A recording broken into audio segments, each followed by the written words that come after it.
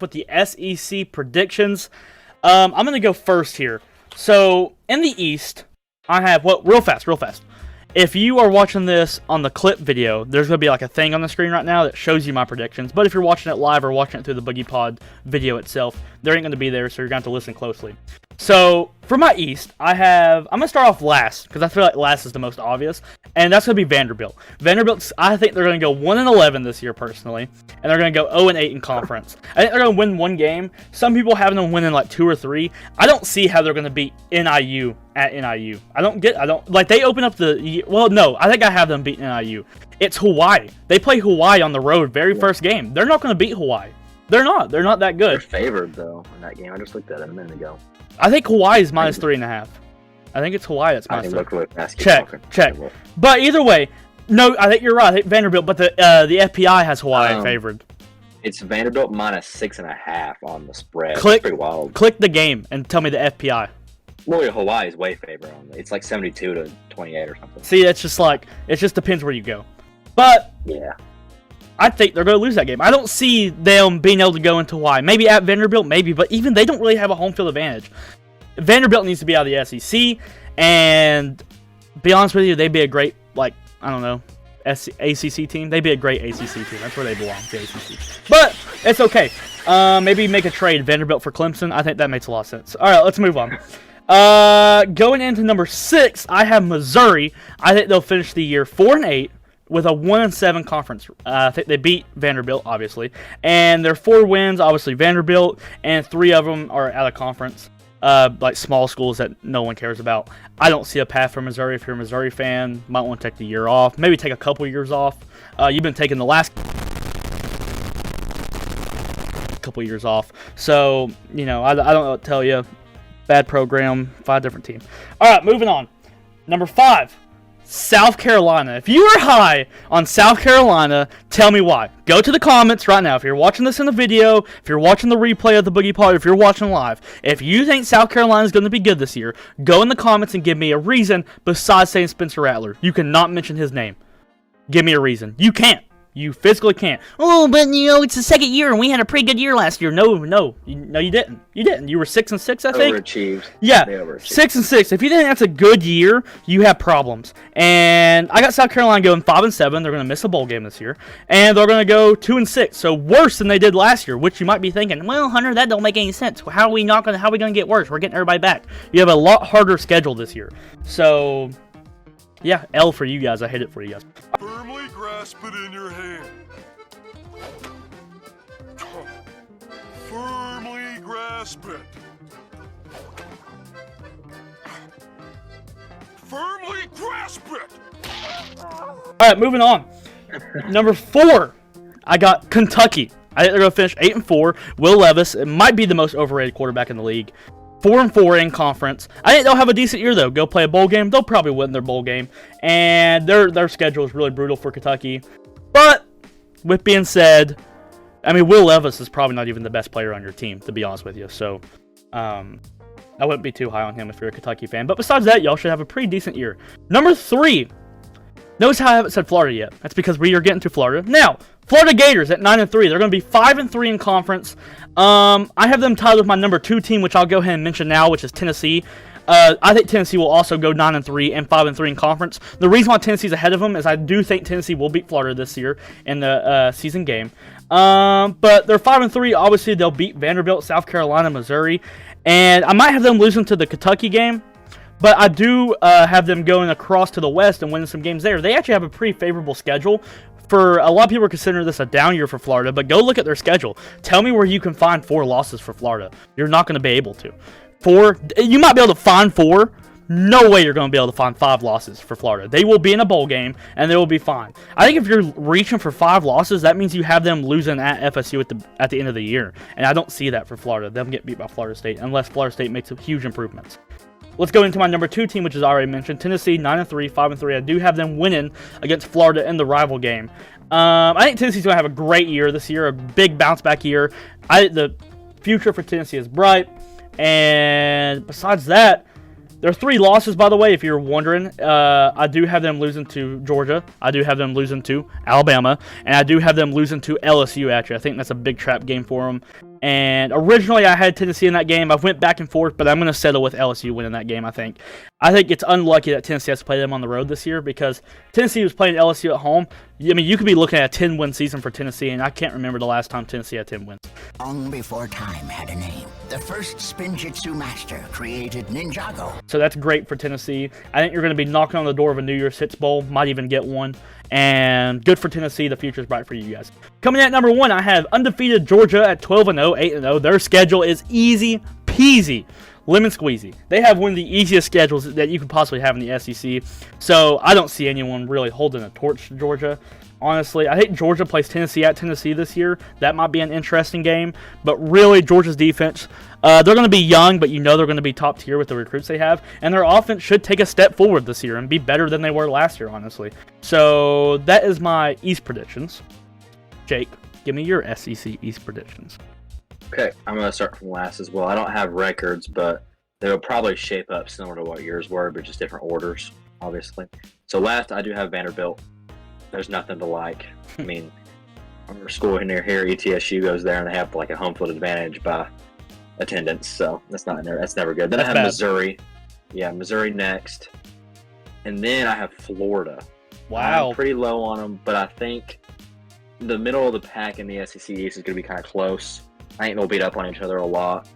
After that, I have South Carolina. I'm not as high as some people are on them. You're not high on them either. So South Carolina's middle of the pack. Then I have Kentucky at 3. They'll have a good year, but I don't think they're going to be better than Tennessee, which I have at 2. The thing with Tennessee, I think they have upset potential with Georgia. Like, I think they could beat Georgia, but I also don't think they're good enough to not be upsetted by somebody else. Yeah. I think they could, like Florida or LSU. Well, LSU wouldn't be an upset anyways. LSU will probably be favored in that game, but something like that. Or the Pitt game is concerning maybe because they could still be pretty good. Who knows? They lost Pickett, but they have that Keaton Slovis guy or whatever. He'll be good too. I think that's their quarterback. Yeah. Then Georgia at 1, obviously. They even if they're not as good as last year, which I don't think they will be, their schedule is so easy that they probably should go undefeated or with 1 loss max. If they get more than 1 loss, they've had a rough year considering what their schedule is. 100%, yeah. All right, so let's move on to the West. I'll start at the bottom again. The West is absolutely loaded. I have everybody in the SEC West making a bowl game. And actually, the lowest amount of wins I have in the SEC West is 7. So everyone makes a bowl game with not necessarily flying colors, but at least 7 wins. So let's start off at the bottom. I have Arkansas at 7-5. They had a great year last year, but they are going to the bottom. Their schedule is absolutely brutal. I think they're going to go 3-5 this year in conference. They play all their tough games on the road, which sucks for them. And the ones that they should win, they play them at home anyway, so it don't matter. And it's just I feel really bad for Arkansas, man. And also, I'll be straight up honest with you, not saying last year was fluky, but it was fluky.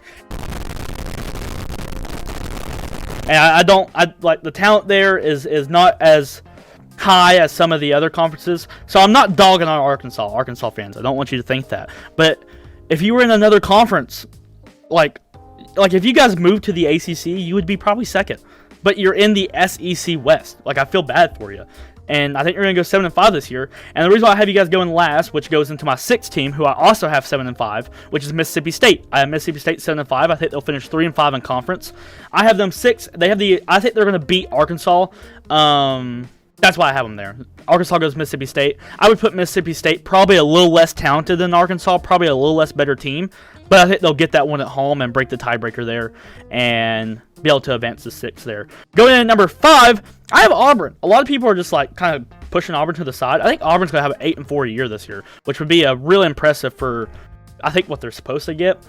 They're going to be 4-4 in conference, about 500. Obviously, I think they're going to lose the obvious ones, and I think they're going to win the middle ones. And I think that coach will actually save his job and end up maybe having a little good career at Auburn. Moving on, number 4, I have Ole Miss, 8-4. If you're high on Ole Miss this year, it's kind of the same way as South Carolina. I would love for you to tell me why. Like, I would love for you to go in the comments and tell me why. Like, besides last year. Like, if you're holding on to last year, this is a brand new year. It ain't going to work that way. 8-4 is still a great year, though. 4-4 in conference as well. Same as Auburn, but I think Ole Miss will beat Auburn in the regular season and break that tiebreaker. Going into number 3, I have LSU. I'm actually pretty high on LSU. 9-3. The talent is there. They've recruited well. It's just Coach O wasn't able to put it on the field and put it together. I do think the LSU has the talent. I think Brian Kelly will put it together there. They have a really, really favorable schedule with a lot of tough games at home that they should be able to pull off. So I'm going to go 9-3 and 5-3 in conference.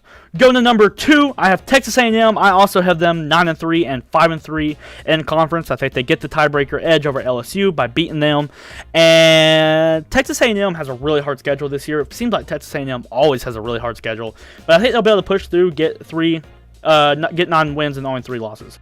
And then that leads me to my number 1 team, which is Alabama, which I also have going 12-0. Undefeated, 8-0 in conference. They do have a really hard schedule, but really when you get down looking at it, their hardest game is debatably on the road at Texas week 2. So if they get through that, or it's week 1 technically, but I think it's both of their second games. It's weird. But if they can just get past that game, if they look really impressive at Texas, considering Texas is at least decent, I mean, they get a lot of their hard games at home. They get Texas A&M at home. I think they get Ole Miss at home. Or no, maybe they play Ole Miss on the road. I know they get LSU. Yeah, so, yeah, I mean, I just think their schedule is going to be really favorable. So, 12-0, I don't really see them getting a loss. I could see them or Georgia dropping one. I mean, they are in the SEC. It's definitely possible. But I think there's more likely chance of both of those teams going undefeated and meeting in the SEC championship again. What you got? Okay, for 7, it's a kind of a toss-up for me between Mississippi State and Auburn, but I went with Mississippi State at last in the West, and then I have Auburn next.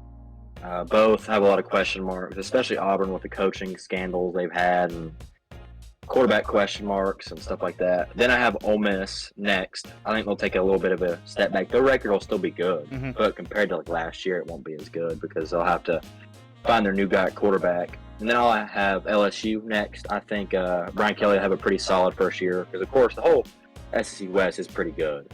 You know, they're all pretty solid. It's the best State division. Could be the odd man out. It could be the odd man out, but yeah, they are all really good. And then at 3, I have Arkansas. I'm a little higher on them than you are. I think they could be up for a big year.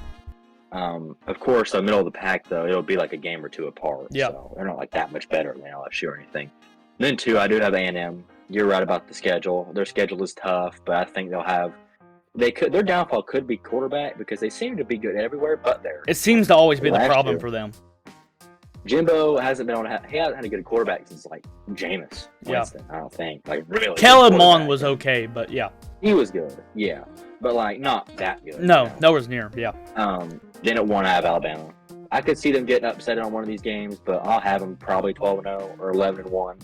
But yeah, it'll be Alabama and Georgia in the championship game, most likely. Yeah, and that leads me to my championship prediction, which I'm going to take Alabama this year. It was so funny. If you would have asked me 2 weeks ago, I would argue with you that Alabama wouldn't even made the playoffs because of their schedule. But then I got deep diving into the roster and stuff. They don't really lose that much, man. I don't get it.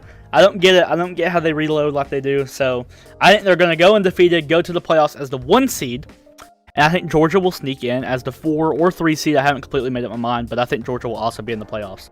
So those are my 2 playoff teams right now. And we'll fill out the rest. We're going to be doing a conference prediction every week leading up to the season. So, keep an eye on the BoogiePod and stuff. But that's where I got right now. Who you got winning your SEC team? Yeah, I'll have Alabama winning that one. Yep. I think they'll be a step above Georgia this year. Florida ain't gonna Georgia will be, and they'll be a step ahead of Georgia. Yeah. This year, not like last year. Yeah, I could. Yeah. All right, so let's move.